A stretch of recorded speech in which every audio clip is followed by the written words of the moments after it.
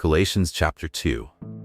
Then after 14 years, I went up again to Jerusalem with Barnabas, taking Titus along with me.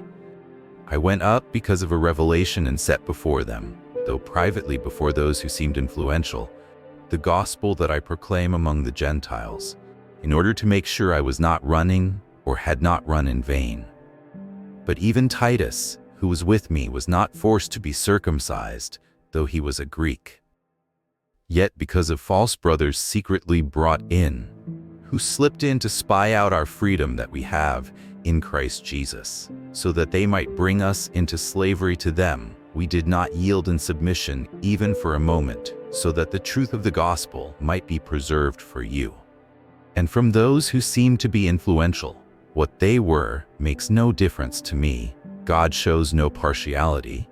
Those, I say, who seemed influential added nothing to me. On the contrary, when they saw that I had been entrusted with the gospel to the uncircumcised, just as Peter had been entrusted with the gospel to the circumcised, for he who worked through Peter for his apostolic ministry to the circumcised worked also through me for mine to the Gentiles. And when James and Cephas and John, who seemed to be pillars, perceived the grace that was given to me, they gave the right hand of fellowship to Barnabas and me, that we should go to the Gentiles and they to the circumcised. Only they asked us to remember the poor, the very thing I was eager to do. But when Cephas came to Antioch, I opposed him to his face, because he stood condemned. For before certain men came from James, he was eating with the Gentiles. But when they came, he drew back and separated himself, fearing the circumcision party. And the rest of the Jews acted hypocritically along with him, so that even Barnabas was led astray by their hypocrisy. But when I saw that their conduct was not in step with the truth of the gospel, I said to Cephas before them all, "If you, though a Jew, live like a Gentile and not like a Jew, how can you force the Gentiles to live like Jews? We ourselves are Jews by birth and not Gentile sinners.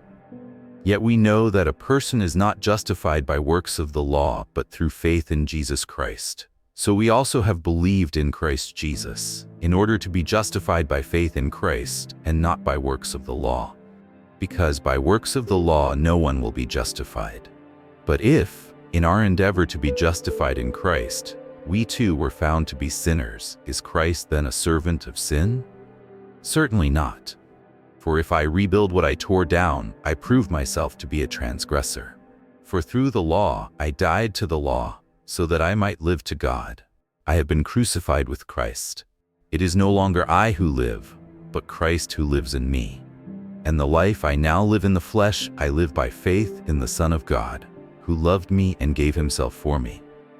I do not nullify the grace of God, for if righteousness were through the law, then Christ died for no purpose.